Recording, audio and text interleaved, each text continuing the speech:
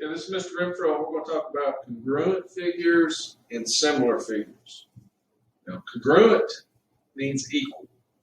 And congruent figures means that we have two figures that are the exact same size and shape, meaning that their sides and their angles are the exact same measurements. Okay, similar figures are different than congruent figures. Similar figures mean that one figure, the sides are probably going to be smaller than the other figure, but the angles will still have the same measurements. Our first example shows squares. The top two squares, this square, are congruent because they're the exact same size and shape. The sides are the same length, and the angles are the same degrees. So we say that this is congruent to this. This little symbol means congruent. So both these shapes are congruent to one another. These two shapes below are similar. They're similar in that they look alike and that their angles, corners, measure the same degrees. Okay. Now what's different is the size of the sides of each shape. This one is obviously longer than this one. Okay, so that means that it's a different size. So this makes what congruent is. Congruent is the same size and shape. This is not congruent because it is not the same size and shape, but they are similar. Okay, now let's try look at another thing. Right? These arrows on top are congruent because they're the same size and shape. All the angles, all the sides are the same length, same size, same measurement. These are not. These are not congruent because the angles are the same, but this is smaller than this one. They're not the same size. Same thing for these triangles. These two right triangles are congruent. These two, while similar, are not congruent. Same for these pentagons. These two are congruent. These two are not. Okay. Now, last year you should have learned something called slide, flip, and turn. Okay, slide, flip, and turn. This on the screen illustrates a slide. Not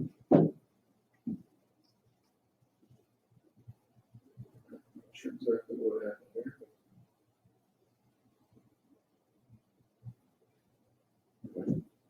Right, good. This is a slide because this figure can slide over and be an exact one of these. Okay? This is called, these are congruent figures, and they're the same size and shape. These are also congruent figures, and they're the same size and shape, except this one can be flipped to match up with this one.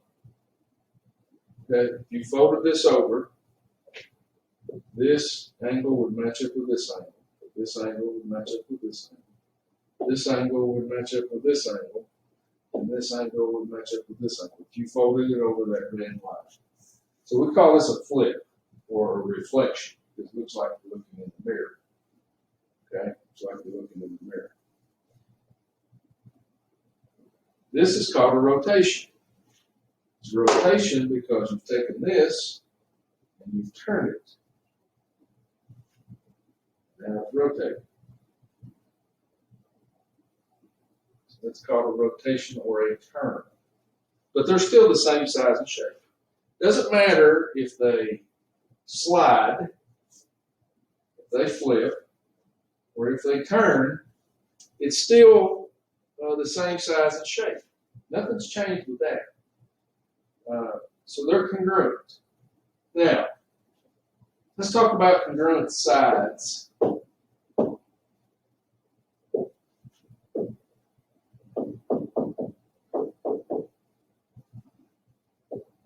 Let's talk about congruent sides. It's real easy to see because these are the exact same size and shape, and all you do is you're sliding them, right? So it's easy to see that line segment AB, or AC, excuse me, AC, matches up with EG. They match or corresponding. They are corresponding sides. Line segment AB is congruent or corresponds to EG. They match. Okay? Same thing for line segment AB. Line segment AB. Messed up on that first one. Should have been AC. Sorry. AC. So AB matches up with EF or corresponds. When they correspond, they're congruent. Okay? They match, they're congruent. All right? What about BD? Line segment BD is congruent to line segment FH. And line segment CD is congruent to GH.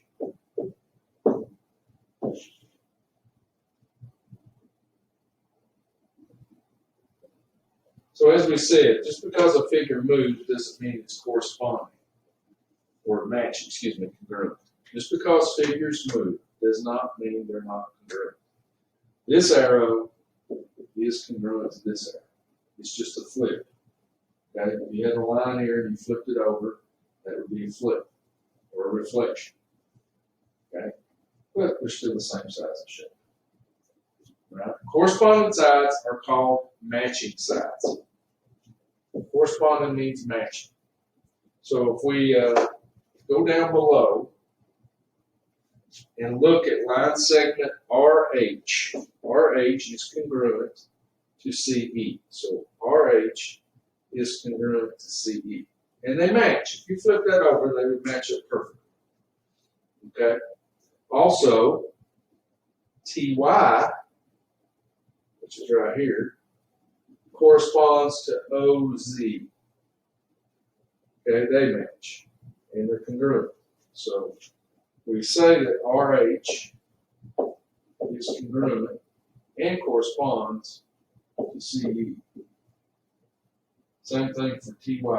TY corresponds or is congruent to OZ. Now there are others here that we can also name. Okay? We could also name RY. Well, in this figure, RY corresponds to what in this figure? CZ. Okay?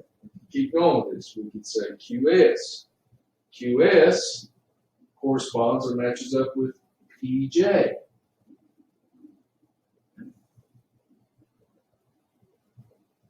JB corresponds to SX. Means matching, guys. Corresponding means matching. And corresponding sides are also congruent, which means they're the same length as in the other figure. Angles also have the same measurements if they are congruent. Angle R corresponds or matches with angle W. Okay? So these two angles are also congruent. So angle R is congruent to angle W.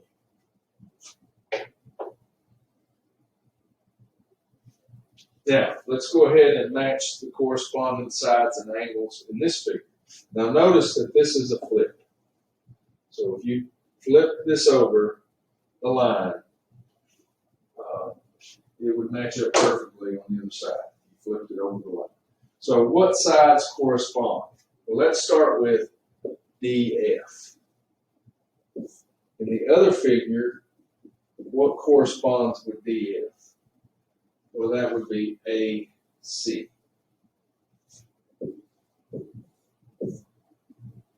Okay? All right, what other lines correspond? Well, we've got DE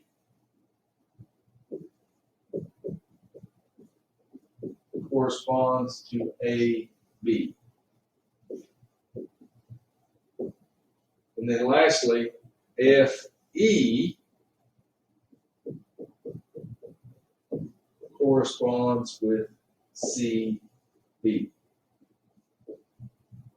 So those are your corresponding sides for these two triangles. Now what are the corresponding angles for these two triangles? Angles of the corners, remember? So angle D is congruent to what angle in the other triangle? That's right, angle A.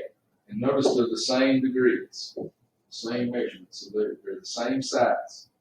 So angle D and angle A are congruent and are corresponding. Angle F corresponds to what angle in the other one? The angle C. So angle F is congruent and corresponds to angle C.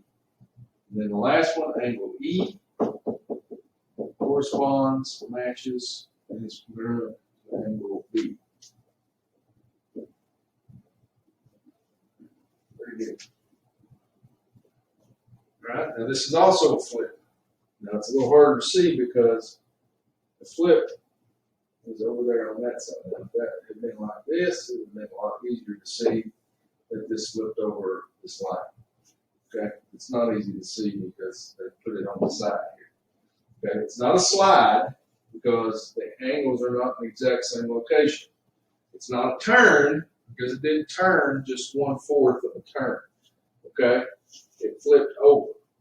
Okay, so this lines up with this, and it's the same measurement if you notice. And this lines up with this when you flip it over. And this lines up with this. And this lines up with this. Okay, so those sides correspond. BC corresponds with EH. And AD corresponds with FG. Okay. There are also two other sides that correspond. We'll skip the other two sides.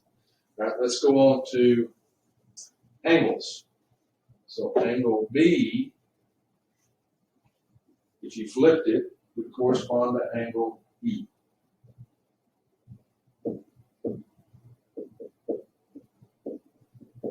And angle C corresponds with angle H.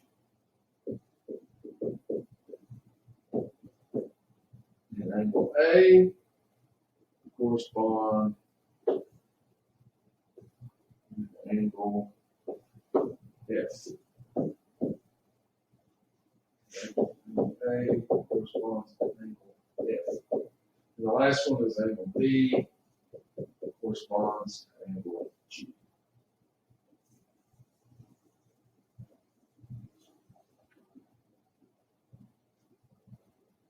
So hopefully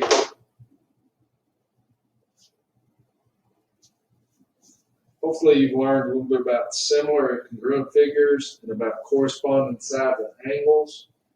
Corresponding can be, you have to pay attention if it's a slide, flip, or a turn to what side matches what side.